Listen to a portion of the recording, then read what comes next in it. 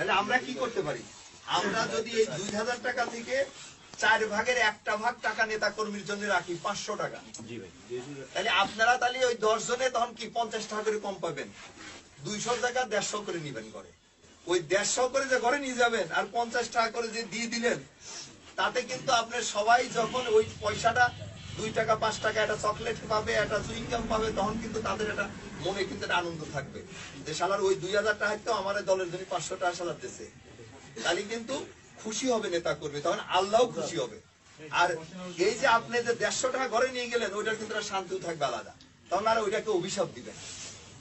আমি কি কথাটা বোঝাতে পারছি আপনার?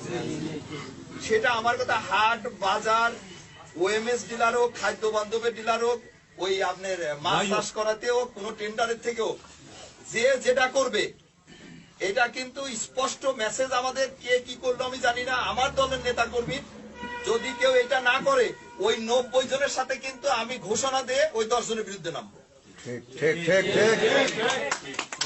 কাজ হলো অংশীদারিত্বমূলক, সে অর্থনৈতিক কাজ হোক আর রাজনৈতিক কাজ সব এরকম হবে, অংশীদারিত্বমূলক। আমি কিন্তু তখন ওই 90 জনের কাতারে যায় তখন কিন্তু বিদ্রোহ করবো আপনাদের সাথে। এই জন্য আমি, এবং আপনারা তখন সংখ্যায়